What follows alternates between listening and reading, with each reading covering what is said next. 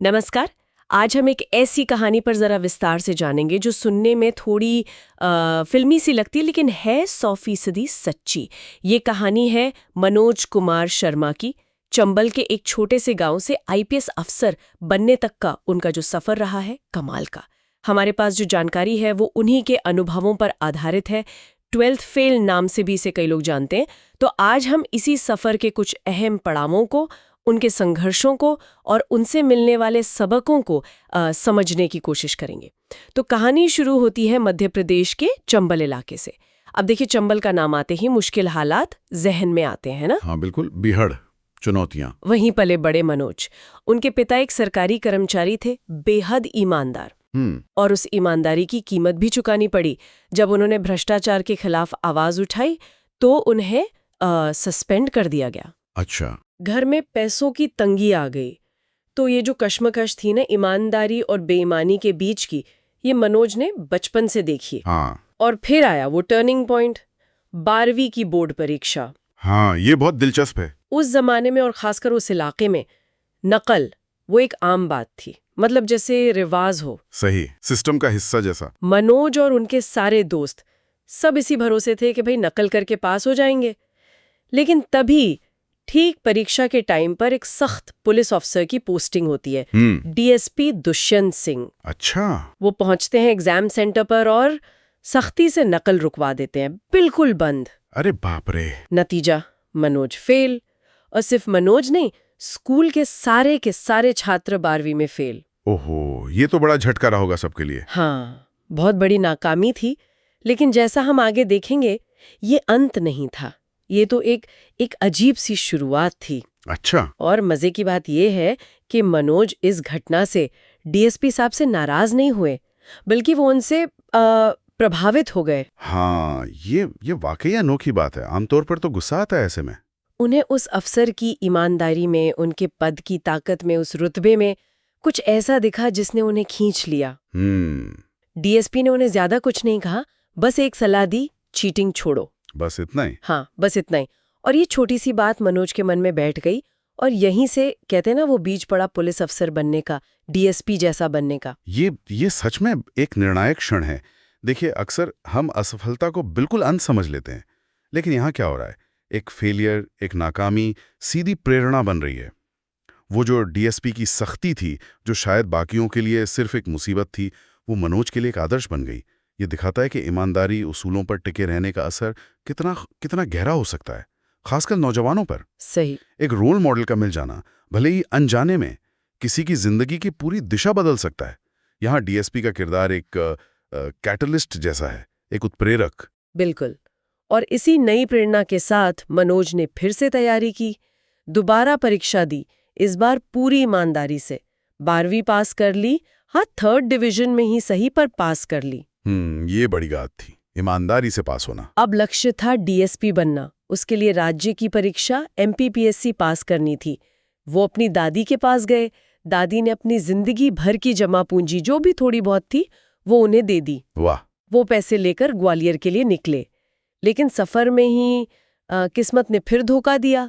बस में किसी ने उनके सारे पैसे चुरा लिए। अरे यार, ये तो बहुत बुरा हुआ। ग्वालियर पहुंचे तो जेब खाली, बिल्कुल बेसहारा, भूखे, निराश। लेकिन कहते हैं ना, जहां चाहा वहां राह। एक होटल मालिक थे, उन्हें दया आ गई। उन्होंने कुछ दिन के लिए मनोज को खाना दिया और अपने यहाँ छोटा मोटा काम भी दे दिया। चलो, कुछ तो सहारा मिला। वहीं होटल में उनकी मुलाकात हुई प्रीतम पांडे से। वो भी एक छात्र था, कॉम्पिटिटिव एग्जाम्स की तैयारी कर रहा था। मनोज ने उसे बताया कि मैं एमपीपीएससी की तैयारी करने आया हूँ, डीएसपी बनना है। तो प्रीतम ने उन्हें एक बुरी खबर दी। उसने बताया कि भाई, एमपीपीएससी की परीक्षा तो अनिश्चित काल के लिए टल गई है, पोस्टपोन हो गई है। ओहो। मतलब जिस सपने के लिए घर से निकले वो दरवाजा ही बंद हो गया। हाँ, डीएसपी बनने का सपना जैसे टूटता सा लगा। लेकिन तभी प्रीतम ने उन्हें एक नया रास्ता दिखाया, एक बड़ा रास्ता। क्या? उसने कहा, दिल्ली चलो, यूपीएससी की तैयारी करो, आईपीएस बनो। वाह, एमपीपीएससी से सीधा यूपीएससी, ये तो बहुत बड़ी छलांग थी। हाँ, यूपीएससी यानी संघ लोक सेवा आयोग, आईएएस आईपीएस वाली परीक्षा। एमपीपीएससी से कहीं ज्यादा मुश्किल, कई ज्यादा बड़ी चुनौती। मनोज, जिनके पास अब खोने को कुछ था नहीं, वो प्रीतम के साथ चल पड़े दिल्ली, मुखर्जी नगर। यहाँ मनोज का वो लचीलापन, जिसे हम रेजिलियंस कहते हैं, वो साफ दिखता है। सोचिए, पैसे चोरी हो गए, सपना टूटता दिखा, लेकिन हार नहीं मानी। सही। और ये भी देखिए कि कैसे अनपेक्षित मुलाकातें, जैसे पहले वो होटल मालिक, हाँ। फिर ये प्रीतम पांडे, हाँ। कैसे ये जिंदगी में इतने अहम मोड़ ले आती हैं। अगर ये लोग नहीं मिलते तो शायद कहानी यहीं रुक जाती। बिल्कुल। ये एक बड़ा सबक है कि मुश्किल हालात में भी उम्मीद रखना और नए रास्तों को अपनाने की हिम्मत रखना कितना जरूरी है। और एमपीपीएससी से यूपीएससी का लक्ष्य चुनना, ये सिर्फ परीक्षा बदलना नहीं था, ये अपनी महत्वाकांक्षाओं का दायरा बढ़ाना था। हाँ। और मुखर्जी नगर, अरे दिल्ली का वो इलाका, वो तो अपने आप में एक दुनिया है। यूपीएससी उम्मीदवारों की तैयारी का मक्का माना जाता है। हजारों छात्र, सीमित साधन, बड़े सपने और जबरदस्त कंपटीशन, दबाव, अनिश्चितता, वो सब कुछ है वहाँ। हाँ, दिल्ली पहुंचकर और खासकर मुखर्जी नगर में असली संघर्ष शुरू हुआ। एक तो पैसे की तंगी, वो तो थी। हाँ। दूसरी बड़ी चुनौती सामने आई, अंग्रेजी भाषा। हाँ, हिंदी मीडियम वालों के लिए ये अक्सर होता है। हाँ, हिंदी माध्यम सिपाहियां थे मनोज, तो यूपीएससी का जो सिलेबस था, जो माहौल था, उसमें अंग्रेजी एक बड़ी रुकावट बन गई। लेकिन यहाँ भी उन्हें एक सहारा मिला। रीस्टार्ट नाम की एक चाय की दुकान। रीस्टार्ट, दिलचस्प नाम है। हाँ, इसे चलाते थे गौरी भैया। वो खुद भी कभी यूपीएससी की तैयारी कर चुके थे, पर कामयाब नहीं हो पाए थे। गौरी भैया ने मनोज की लगन देखी, ईमानदारी देखी, तो वो प्रभावित हुए। उन्होंने मनोज को अपनी दुकान पर काम दे दिया और रहने की जगह भी। वाह, ये तो फरिश्ते जैसे मिले। मनोज ने फिर पढ़ाई में जी जान लगा दी, दिन रात एक कर दिया। पहला अटेम्प्ट दिया यूपीएससी का, लेकिन पहली सीढ़ी प्रीलिम्स, उसी में फेल हो गए। ये बहुत कॉमन है, पहला अटेम्प्ट अक्सर सीखने में निकल जाता है। इसी दौरान उनकी जिंदगी में एक और अहम मोड़ आया। उनकी मुलाकात हुई श्रद्धा जोशी से। अच्छा। श्रद्धा उत्तराखंड की सिविल सेवा परीक्षा यूकेपीएससी की तैयारी कर रही थी। मनोज को श्रद्धा से प्यार हो गया। लेकिन इस रिश्ते की शुरुआत में एक छोटा सा झूठ आ गया। कैसा झूठ? श्रद्धा ने उन्हें गलती से इंजीनियरिंग का छात्र समझ लिया था और मनोज वो हिम्मत नहीं जुटा पाए सच बताने की कि वो सिर्फ 12वीं पास है और यहाँ संघर्ष कर रहे हैं। ओह, ये तो मुश्किल सिचुएशन हो गई। हाँ, ये जो छिपाव था, ये उनके मन पर एक बोझ बन गया। ये जो दौर था मनोज की जिंदगी का, इसमें कई तरह के संघर्ष एक साथ चल रहे थे। आर्थिक तंगी, पढ़ाई की चुनौती, भाषा वाली, फिर परीक्षा का दबाव, और अब ये भावनात्मक उलझन। प्यार भी है और सच भी छिपाया हुआ है। सही। ऐसे में गौरी भैया जैसे लोगों का मिलना, उनका सहारा देना कितना जरूरी हो जाता है। वो रीस्टार्ट चाय की दुकान सिर्फ एक दुकान नहीं रही होगी, वो एक सपोर्ट सिस्टम बन गई होगी। एक छोटा सा समुदाय। हाँ, ये दिखाता है कि इतने मुश्किल सफर में गाइडेंस की और इमोशनल सपोर्ट की कितनी जरूरत होती है। गौरी भैया का किरदार उस निस्वार्थ मदद का प्रतीक है जो अक्सर बड़े बदलाव लाती है। और श्रद्धा के साथ रिश्ते में ये झूठ, ये मानवीय कमजोरी भी दिखाता है। कैसे हम कभी कभी असुरक्षा में या बेहतर दिखने की चाह में सच्चाई से दूर हो जाते हैं, और इससे सफर और मुश्किल हो जाता है। बिल्कुल। खैर, मनोज ने तैयारी जारी रखी, दूसरी कोशिश की। इस बार वो प्रीलिम्स क्लियर कर गए। ये उनके लिए बहुत बड़ी बात थी, एक पड़ाव पार हुआ। हाँ, कॉन्फिडेंस आया होगा ऐसे। लेकिन वो मुख्य परीक्षा, मेंस, जो लिखित परीक्षा होती है, काफी लंबी चौड़ी, उसमें रह गए, उसमें असफल हो गए। ओह, मेंस में क्यों? कहते हैं शायद निबंध ठीक से नहीं लिख पाए थे, कोई ऐसी वजह थी। मेंस क्लियर करना बहुत मुश्किल होता है। ये असफलता और वो जो झूठ का बोझ था मन पर, उसका असर श्रद्धा के साथ उनके रिश्ते पर भी पड़ने लगा। वो बहुत निराश हो गए, हताश। जी। लेकिन इस बार वो भागे नहीं, उन्होंने सामना करने का फैसला किया। वो मसूरी गए, जहां श्रद्धा ट्रेनिंग कर रही थी। अच्छा। शायद यूपीएससी क्लियर कर लिया होगा तब तक। अच्छा। हाँ, और मिलकर उन्हें सब सच बता दिया कि मैं इंजीनियर नहीं हूं, मैं सिर्फ 12वीं पास हूं और यूपीएससी के लिए संघर्ष कर रहा हूं। उन्होंने माफी मांगी। ये बहुत हिम्मत का काम था। हाँ, जब वो दोनों बात कर रहे थे, अपनी सुलह कर रहे थे, तभी मनोज को फोन आया घर से। उनकी प्यारी दादी, जिन्होंने अपनी जमा पूंजी दी थी, उनका निधन हो गया था। अरे नहीं, ये तो एक और बड़ा झटका। हाँ, वो बिल्कुल टूट से गए। लेकिन फिर पता नहीं कैसे उस दुख ने उन्हें और ज्यादा मजबूत बना दिया। वो और ज्यादा दृढ़ इरादे के साथ दिल्ली लौटे। कमाल है। ऐसा लगता है जैसे हर चोट उन्हें और तराश रही थी और मजबूत बना रही थी। ये जो बार बार की असफलताएं होती है ना, ये इंसान का हौसला तोड़ सकती हैं। लेकिन यहां मनोज का चरित्र उभर कर आ रहा है। सच कबूल करने का साहस दिखाना, खासकर तब जब आपका रिश्ता दांव पर लगा हो, ये उनकी ईमानदारी की तरफ वापसी थी। ये आसान नहीं रहा होगा, बिल्कुल नहीं। और फिर दादी का गुजर जाना, इतना गहरा दुख, ये अक्सर हमें बिल्कुल दिशाहीन कर देता है। पर कभी-कभी, जैसा शायद यहां हुआ, यही दुख हमें जिंदगी को और गंभीरता से लेने पर और अपने लक्ष्य के प्रति और ज्यादा समर्पित होने पर मजबूर कर देता है। हाँ, शायद उस दुख ने उन्हें एहसास दिलाया कि जिंदगी कितनी छोटी है और उन्हें अपने सपने के लिए और ज्यादा जोर लगाना होगा। उनका दिल्ली लौटना सिर्फ एक फिजिकल वापसी नहीं थी, ये एक बदले हुए, ज्यादा फोकस्ड मनोज की वापसी थी। और ये समर्पण उनकी अगली चुनौती में साफ दिखा। इस बार उन्हें सिर्फ अपनी पढ़ाई नहीं देखनी थी, घर पर पैसे भी भेजने थे, जिम्मेदारी बढ़ गई थी। अच्छा, तो काम भी करना पड़ा होगा। हाँ, दो काम। वो एक लाइब्रेरी में काम करते थे और साथ ही रात में एक आटा चक्की में मजदूरी करते थे। आटा चक्की में? रात भर? हाँ, सोचिए, दिन भर लाइब्रेरी में, फिर पढ़ाई और फिर रात भर आटा चक्की का वो थका देने वाला काम। बाप रे, ये तो संघर्ष की इंतहा है। बिल्कुल। वो सचमुच जीने और महत्वाकांक्षा के बीच संतुलन साध रहे थे, जैसा कहा जाता है। इसी मुश्किल वक्त में श्रद्धा, जो अब तक यूपीपीएससी पास करके डिप्टी कलेक्टर बन चुकी थी, वो दिल्ली वापस आईं और उन्होंने मनोज को अपना पूरा सपोर्ट दिया।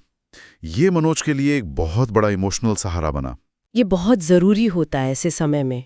फिर एक दिन गौरी भैया ने उन्हें आटा चक्की पर काम करते हुए देख लिया। ओहो! वो मनोज की ये हालत देखकर और उनकी लगन देखकर इतने हिल गए, इतने प्रभावित हुए कि उन्होंने मनोज को जबरदस्ती वो काम छुड़वाया। अच्छा, गौरी भैया ने कहा, तुम मेरे साथ रहो, सिर्फ और सिर्फ पढ़ाई पर ध्यान दो, बाकी सब मैं देख लूंगा, तुम्हारा खर्चा, रहना, सब। वाह, गौरी भैया सच में कमाल के इंसान थे। ये जो आटा चक्की वाला दौर है ना, ये मनोज के उस अटूट संकल्प का सबसे बड़ा सबूत है।